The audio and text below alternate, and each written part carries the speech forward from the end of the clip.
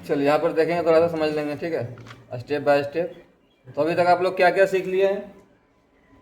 Company creation सीख लिए हैं, डाउनलोडिंग इंस्टॉलिंग पहले आ गया, कंपनी बनाना आ गया। कंपनी बनाने के बाद कंपनी के अंदर लेजर बनाना हम सीख गए, ठीक है। लेजर कैसे बनता है? लेजर यानी उसमें जो भी अकाउंट्स यूज हुआ वो तो समझ में आता है कि ट्रांजैक्शन के अंदर में क्या करते हैं, अकाउंट्स को हम छाट लेते हैं कि कौन कौन अकाउंट हमारा डेबिट हुआ है, कौन कौन अकाउंट हमारा क्रेडिट हुआ है। फिर क्या करते हैं, सबका अलग अलग हम लेजर बनाते हैं। लेजर मनी अकाउंट वही होता है, सबका अलग अलग अकाउंट बनाना, ये लेजर बनाना। अब उस लेजर को जो हम कॉपी पर बनाए हैं उसको सेम टू सेम हम यहाँ पर बनाते हैं, ठीक है। अंतर क्या आता है यहाँ पर? यहाँ पर क्या होता है कि इसको हमको किसी न किसी ग्रुप में डालना पड़ता है। अरे ग्रुप में डाले ना, अब क्लास 1 का विद्यार्थी है तो क्लास 1 का ग्रुप में जाएगा, 2 का है तो 2 का ग्रुप में जाएगा। अगर ग्रुप में नहीं बांटेंगे तो क्या होगा, सब खिचड़ी बन जाएगा, फिर आप रिपोर्ट तैयार नहीं कर पाइएगा। रिपोर्ट तैयार कर पाइएगा, ठीक है। अगर पूंजी का ग्रुप है तो पूंजी वाला में है, बैंक अगर कोई भी रहे तो बैंक के ग्रुप में रहेगा, है ना। अगर देनदार लेनदार है तो देनदार अलग ग्रुप, अब देनदार एगो तो रहेगा नहीं, लेनदार एगो तो रहेगा नहीं।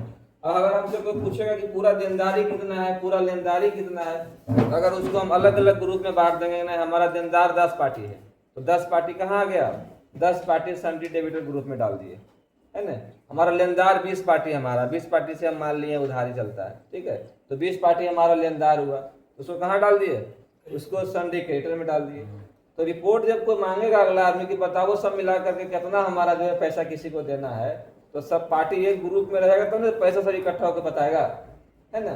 कि सन्ड्री क्रेडिटर में 10 पार्टी है, 20 पार्टी है, तो 20 पार्टी को कितना पैसा देना है वो पहले अपने आप जोड़ देगा। आपको खाली क्या करना है, आपको खाली क्या करना है कि सब पार्टी को एक ग्रुप में डालना है। किस ग्रुप में? सन्ड्री क्रेडिटर ग्रुप में। बात समझ में आ रहा है? ग्रुप क्यों बनाते हैं? तो ग्रुप का यही बेनिफिट होता है कि जब रिपोर्ट निकालेंगे तो सब क्या होगा, सब एक जगह इकट्ठा रहेगा। अगर किसी को इन्हें उन्हें कर दिए तो उसका पैसा वहाँ जुड़ेगा नहीं, उसका पैसा किसी और ग्रुप में जुड़ जाएगा। समझ में आ रहा है ना? अब डेबिटर को क्रेडिटर कर दिए, कैपिटल को बैंक अकाउंट कर दिए, बैंक अकाउंट को कैपिटल कर दिए, परचेज को सेल्स कर दिए, तो रिपोर्ट तैयार होगा? रिपोर्ट तैयार नहीं होगा। फिर आपसे कहेगा स्कूल में बुजुर्ग अलग अलग नहीं बांटेंगे, कोई कहेगा क्लास 1 में कितना बुजुर्ग, बताइए जरा सर, क्लास 5 में कितना बच्चा है, क्लास 10 में कितना बच्चा है, तो आप बता पाइएगा? अगर हर बच्चा को हम डिवाइड नहीं करेंगे कि क्लास 1 में डायरी मेंटेन होता है ना जी, तो डायरी मेंटेन हो रहा है, वही चीज़ यहाँ मेंटेन हो रहा है सॉफ्टवेयर में। अब आजकल स्कूल में भी सॉफ्टवेयर का इस्तेमाल हो रहा है, नहीं हो रहा है? स्कूल कॉलेज में सॉफ्टवेयर यूज हो रहा है। अब डायरी का सिस्टम खत्म हो गया, अब सॉफ्टवेयर में बुतरू का नाम चढ़ गया, कितना बुतरू पेमेंट किया वो सॉफ्टवेयर में चढ़ गया, कितना बुतरू कितना बाकी है वो सॉफ्टवेयर में चढ़ गया। एक क्लिक में कंप्यूटर पर देख लेगा कि किस विद्यार्थी से कितना पैसा लेना है, कितना पैसा वो पहले दे दिया है। जमाना अब कंप्यूटर का है, डायरी का जमाना अब नहीं है। तो जो चीज़ हो रहा है वही चीज़ हर जगह हो रहा है, स्कूल में, कॉलेज में, कंपनी में, कारखाना में, हर जगह क्या हो रहा है, सॉफ्टवेयर का यूज हो रहा है, उसे रिकॉर्ड मेंटेन रखा जाता है। टैली थोड़ा सा एडवांस हो गया है ना, क्योंकि इसमें जो है बहुत सारा फंक्शन है।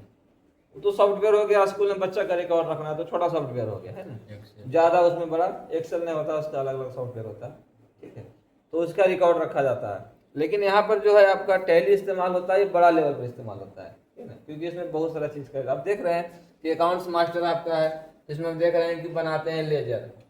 अब जरूरत पड़ेगा तो ग्रुप भी बनाएंगे, बहुत सारा ग्रुप बना हुआ है। कॉस्ट सेंटर बनता है, वो अब नहीं बन रहा है। करेंसी बनता है, अगर हम किसी अन्य करेंसी में अगर लेन देन करते हैं रुपया के अलावा तो आप क्रिएट भी कर सकते हैं। रुपया आपका पहले से बना हुआ रहता है टेली में, ठीक है, क्योंकि इंडिया का सॉफ्टवेयर है तो इंडियन करेंसी उसमें पहले से है ना। अब यही टैली अगर कोई दूसरा देश में यूज करेगा तो उसको अपना करेंसी बनाना पड़ेगा, ठीक है। अब वाउचर टाइप, तो वाउचर टाइप होता है ये आपका, वाउचर आपको सीखना पड़ता है, क्योंकि हम लोग जितना भी बिल देखते हैं कोई ना कोई वाउचर होता है। जाते दुकान में नहीं कहते हैं कि वाउचर दे दीजिए, मैंने बिल दे दीजिए, तो जो वाउचर होता है वही बिल होता है। अब वो निर्भर करता है कि वो वाउचर किस चीज़ का है। अगर आप किसी से सामान खरीदे हैं तो आपको कौन सा वाउचर देगा, आपको उसके लिए वो सेल्स हो गया, लेकिन आपके लिए परचेज हो गया। आप पेमेंट किसी को किए, ठीक है, तो आप पेमेंट किए तो आप जो बिल जनरेट करिएगा, आप कौन सा जनरेट करिएगा, पेमेंट का, अगला आदमी रिसीव किया वो भी पर्ची देगा आपको। अरे पर्ची दोनों तरफ से होता है। अगर कंपनी आपस में लेन देन करता है तो पर्ची दोनों तरफ कटता है, नहीं कटता है। हम पेमेंट किए तो हम पेमेंट का पर्ची काटे, अगला रिसीव किया पैसा लिया तो रिसिप्ट का पर्ची काटेगा। और अगला क्या किया उससे हमको मतलब नहीं, लेकिन हम जब पैसा दिए हैं किसी को तो हम पेमेंट का पर्ची काटेंगे। हम अगला से पैसा लिए हैं तो हम रिसिप्ट का वाउचर काटेंगे, है ना। हम सामान खरीदे हैं तो हम परचेज का करेंगे, हम सामान बेचे हैं तो हम सेल्स का करेंगे, ठीक है। तो इसी प्रकार से वाउचर होता है, कितना प्रकार का वो भी हम लोग पढ़ेंगे आगे। और उसी वाउचर में मेन एंट्री होता है। सारा खेला वाउचर के ऊपर ही होगा, जितना भी हम लोग बनाएंगे ये सब सारा खेला वाउचर के ऊपर ही होना। वाउचर क्या हो गया, एक तरह का क्या हो गया, आपका मैदान हो गया, और सारा युद्ध वही होना है। लेजर बनाना, ग्रुप बनाना, स्टॉक बनाओ, करेंसी बनाओ, जितना सब कुछ बनाओ, सब वाउचर के ऊपर ही जाकर के क्या होगा, सेट होगा, ठीक है। तो यही हम लोग को पढ़ना है। और यहाँ पर हम लोग देखे थे लेजर का ग्रुप बन गया, और यहाँ आपका अकाउंट्स मास्टर हो गया। अब यहाँ पर जब इन्वेंट्री मास्टर देख रहे हैं, इन्वेंट्री मास्टर में आपका स्टॉक होता है। स्टॉक कहने का मतलब है कि हर सामान का कुछ ना कुछ स्टॉक होता है। आप दुकानदार के पास जाइएगा, सामान खत्म रहेगा तो क्या कहेगा, स्टॉक खत्म है, बोलता है ऐसा, है ना। आप जाइए कोई दवाई लेने लगी दुकानदार के पास या राशन का, तो कहेगा चीनी का स्टॉक नहीं है, आलू का स्टॉक खत्म है, तेल का स्टॉक खत्म है। तो यानी जो होलसेलर दुकानदार होता है वो क्या करता है, तेल का अलग स्टॉक रखता है, चीनी का अलग स्टॉक रखता है, आलू का अलग स्टॉक रखता है। तो यानी स्टॉक खत्म करने का मतलब उस स्टॉक में सामान नहीं है। अरे आइटम से ही ना स्टॉक बनता है जी, जहाँ बहुत सारा सामान है वो क्या बन गया, स्टॉक बन गया। तो वही स्टॉक आपको बनाना पड़ता है। स्टॉक का कैटेगरी बनता है ना, कैटेगरी बने अलग अलग नहीं हुआ। तेल का, अब तेल में जितना प्रकार का तेल आता है ना, वो ऑयल कैटेगरी हो गया, ठीक है। आलू में जय प्रकार के आलू रहे, मद्रासी आलू, बिहारी आलू, पंजाबी आलू, जो भी रहे, वो सब आलू का अलग कैटेगरी बन गया। आइटम बने होता है कि अब जो सामान उसका इंडिविजुअल नाम, ठीक है, उस सामान का इंडिविजुअल नाम हम बना दिए मोबाइल स्टॉक कैटेगरी। अब खाली मोबाइल, अब मोबाइल में अलग अलग कंपनी का मोबाइल, तो उसका क्या बनेगा, उसका स्टॉक आइटम बनेगा, है ना। जो Samsung J7, Apple iPhone 17 pro, iPhone 15 pro, 16 pro, तो क्या हो गया, सब अलग अलग आइटम बनेगा, लेकिन कैटेगरी सबका क्या रहेगा, कैटेगरी सबका आईफोन एप्पल कंपनी रहेगा। अरे कैटेगरी वही ना जी। अब एप्पल कंपनी के अंदर अलग अलग आपका क्या है, आइटम, बोल रहे हैं। तो आइटम अलग अलग हो सकता है, लेकिन कैटेगरी उसका एक ही रहेगा, है ना। एक कैटेगरी के अंदर अलग अलग आइटम। अब रेडमी बना लियो कैटेगरी है, स्टॉक ग्रुप किसका बना है, ये जो हो गया रेडमी कंपनी का कैटेगरी हो गया, स्टॉक ग्रुप हो गया। अब रेडमी के अंदर एगो तो मॉडल नहीं है, रेडमी 6, रेडमी 7, रेडमी 18, 19, 17, 15 जो भी है ना। तो सबका अलग अलग क्या बनेगा, स्टॉक आइटम बनेगा, ठीक है। अब यूनिट होता है, यूनिट में क्या होता है, उसको नापने तोलने के लिए इकाई, ठीक है। अगर तौलने का चीज है तो तौल करके बिकेगा, पीस का है तो गिनती से बिकेगा। अब मोबाइल बेचेंगे तौल के बेचेंगे, मोबाइल कैसे बेचेंगे, पीस से बेचेंगे, ठीक है। 1 piece, 2 piece, 3 piece, 4 piece, 5 piece, ठीक है। आलू बेचेंगे तो तौल के बेचेंगे, तो कैसे बिकेगा, वो केजी में बिकेगा।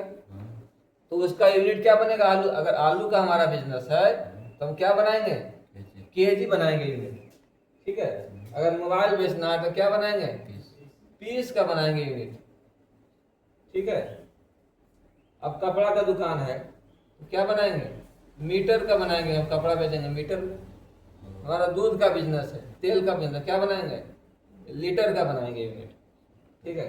तो हमारा जो सामान बिकेगा वो किसी न किसी यूनिट में बिकेगा। अब ये हो गया गोडाउन। अब कौन सा सामान किस गोडाउन में रखा हुआ है, अब वो तो आप पर निर्भर करता है ना, कि अब कौन सा गोडाउन में कहता है कि मेरा 4 गो गोडाउन है, बोलता है ना जी। बड़ा बिजनेसमैन क्या कहता है, आलू का गोडाउन वहाँ है ना, तो बना दिए वो अलग गोडाउन आलू का। तो वैसे ही आप भी यहाँ एक गोडाउन बना सकते हैं, उससे पता लगेगा कि आपका किस गोडाउन से किस गोडाउन में कौन सा स्टॉक रखा हुआ है, उसका कितना आइटम रखा हुआ है। तो गोडाउन में जाइएगा तो आपको सारा रिपोर्ट दिख जाएगा कि उस गोडाउन में कितना माल रखे थे, अभी मेरा उस गोडाउन में कितना माल बच रहा है ना। तो गोडाउन के अंदर क्या होता है, स्टॉक कैटेगरी, स्टॉक ग्रुप, और उस स्टॉक ग्रुप के अंदर क्या होता है, स्टॉक आइटम। समझ में आ गया। हम बोलते हैं कि नारदीगंज में मेरा वो गोडाउन है, वहाँ क्या है, सिर्फ माउस रखा हुआ है ना। तिलक में गोडाउन है, वहाँ खाली कीबोर्ड रखल है ना। मसौड़ा में गोडाउन बना है, वहाँ खाली सीपीयू रखा हुआ है।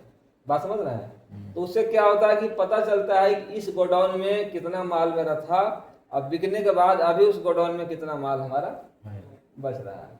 ठीक है, तो गोडाउन बनाने का आपको ये फायदा होता है। तो अब आप लोग समझ गए होंगे कि आपको टैली में काम कैसे करना है। ठीक है, ये आपको एगो संक्षिप्त में एगो ट्रेलर था। ये आपको अकाउंट्स मास्टर क्या होता है और इन्वेंट्री मास्टर क्या होता है